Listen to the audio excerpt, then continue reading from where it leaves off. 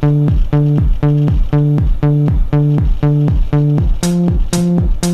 we go. One step at a time, don't be living on the line. In today's video lesson, we're going to distinguish between a regular monopolistic market and what is known as a natural monopoly. Before watching this video, you should watch the two previous lessons in which we have explained how demand and marginal revenue for a monopolist's output are determined, and how a monopolist will determine its profit maximizing level of output compared to its revenue maximizing level and the other areas of economic profit and or loss that a monopolist may experience. So you should recognize on the left here the graph for a regular monopolist facing a downward sloping demand curve with a average total cost curve and a marginal cost curve. The monopolist wishing to maximize profits will follow the profit maximization rule and produce where its marginal revenue equals its marginal cost.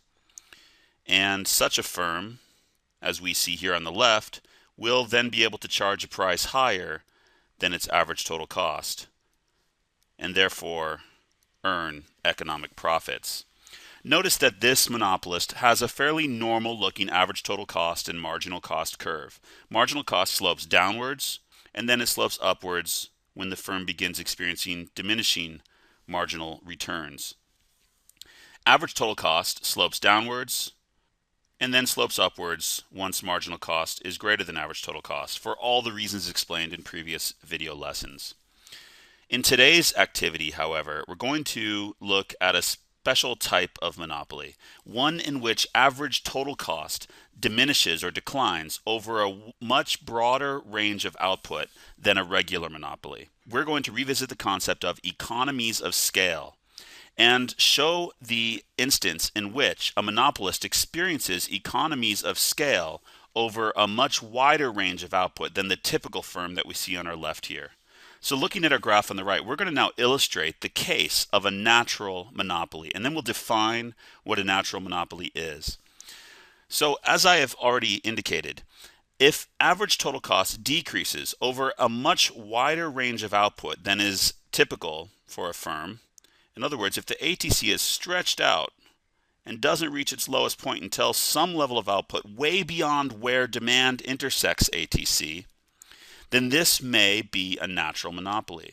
So as we can see, this is really no different than our graph on the left, except I have taken this range of the ATC, the range over which economies of scale are experienced, and I've stretched it out over a much broader or wider range of output.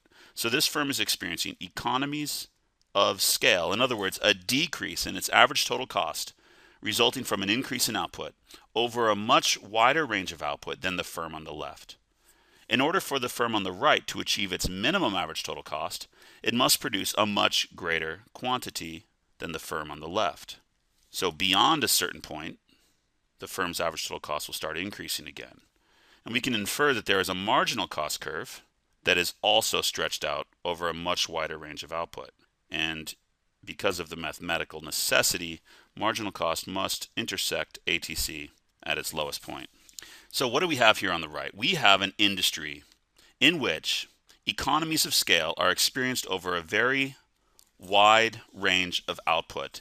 What does this really mean, and what is an example of such an industry? Let's imagine an industry such as water provision in a city. To provide water to the households and the businesses in a city of, say, 1 million people, a firm must invest in great amounts of infrastructure, including ways to get the water from a freshwater source to the city, and then ways to distribute that water to the different buildings all over that city.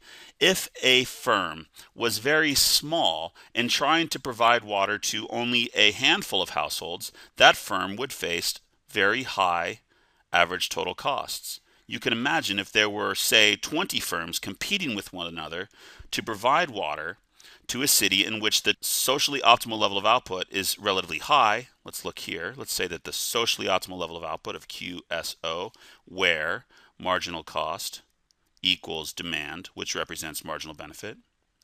If this market providing QSO were divided up among, let's say 1, 2, 3, 4, 5, 6, 7, 8 different firms, each firm providing only a fraction of the total output, each firm providing water would have very high average total costs. Why is this the case? Why is it that if 8 different firms were trying to provide water for a city of 1 million people, each firm would have very high average total costs?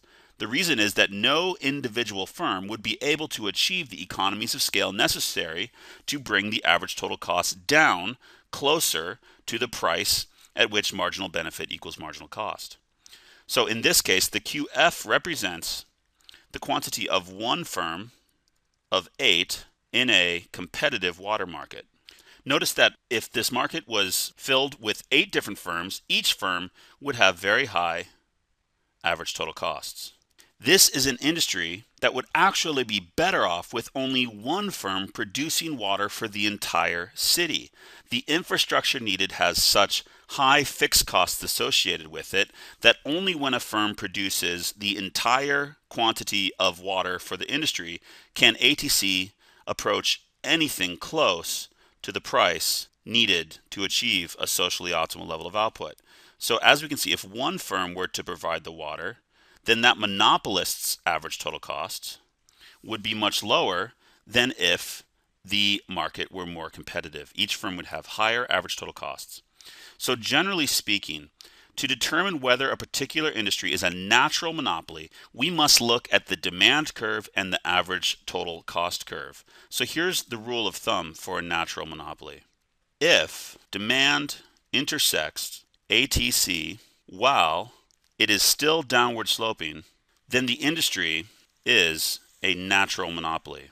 Basically, in such an industry, there is simply not enough demand for the good to necessitate more than one firm producing that good. The industry is actually better off, and society is therefore better off if only one firm produces the good. But there's a problem. In such a case in which a natural monopoly exists, if the monopolist is allowed to charge a price that corresponds with its profit maximizing, where MC equals MR, its profit maximizing level of output, we'll call that QPM, then the price the firm charges will be much higher than the socially optimal price. So but the monopolist price of PM is much greater than the price that corresponds with the socially optimal level of output. Down here where MC equals MB, this is PSO. Now we are presented with a dilemma.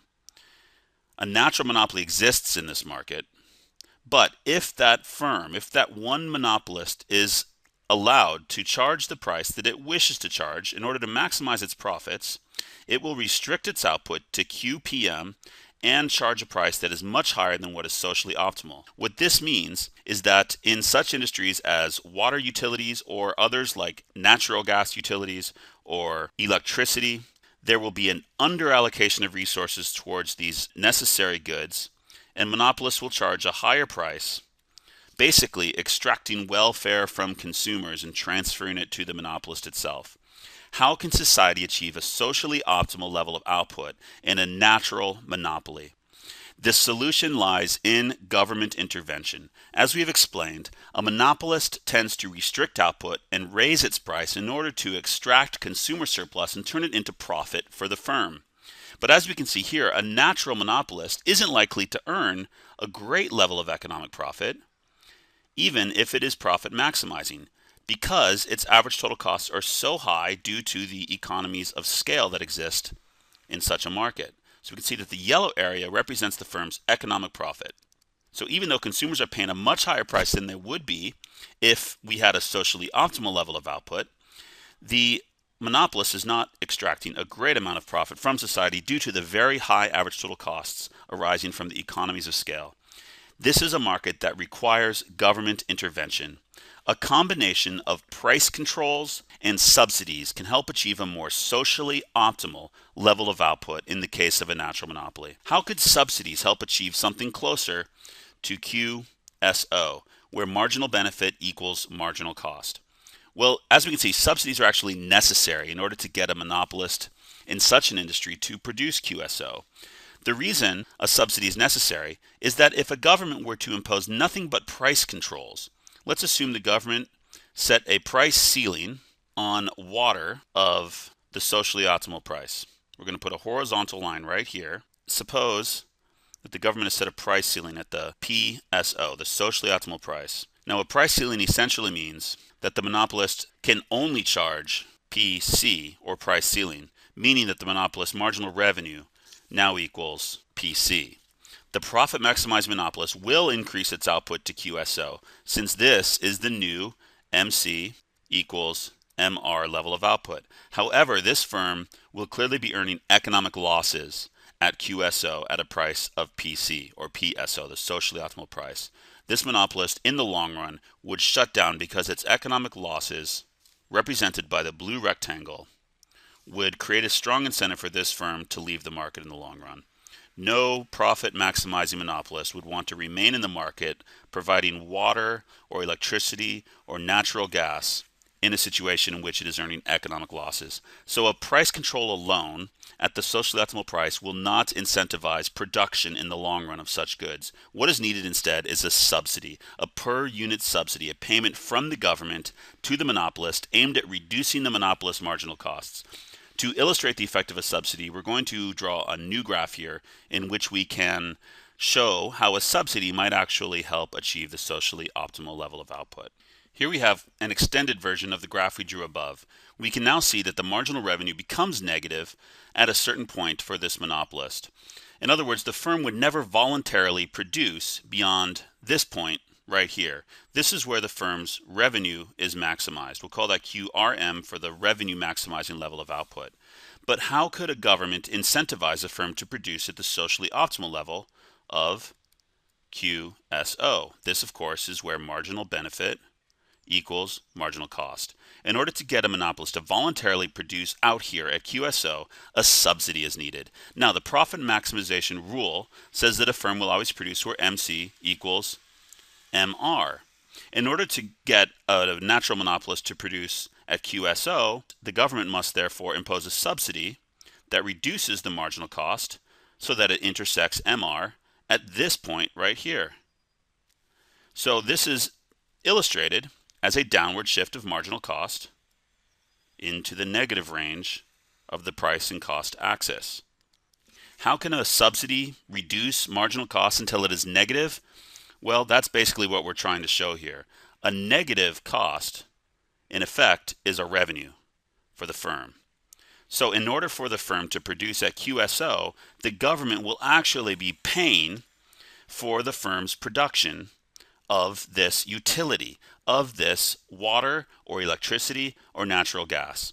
So the payment from the government to the producers appears on a graph as revenue for the firm.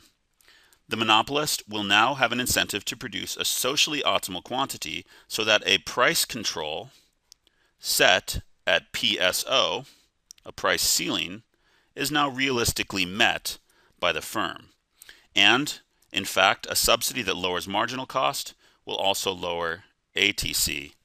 So it's possible that a utility company receiving a subsidy from the government can actually earn economic profits by producing a socially optimal level. So it looks strange on the graph because marginal costs become negative and average total cost becomes negative. But since costs are the opposite of revenues, a negative cost is like a revenue for the firm. This is a case where a monopolist is being paid to produce the utility. So I'm looking out the window of my classroom here in Zurich, Switzerland, and I can see a building called EKZ. This building is owned by the Zurich utility company that provides electricity to my school, to my house, and to everybody who lives in the city of Zurich. EKZ is a public-private cooperation. It is a company that is privately run but publicly subsidized and regulated. Why is a company like EKZ or any monopolist providing utilities to a city regulated by the government? The reason is that without regulation, a natural monopoly will charge a price much higher and produce a quantity much lower than what is socially optimal. Therefore, we commonly call natural monopolies regulated monopolies. Regulation refers to the government's use of price controls and subsidies to encourage a natural monopoly providing a utility to produce something closer to the socially optimal level of electricity, water, natural gas, sewage treatment, garbage, collection, and so on. These are industries that generally, due to the large economies of scale, will be natural monopolies, illustrated by a graph in which demand intersects average total cost while it is still downward sloping.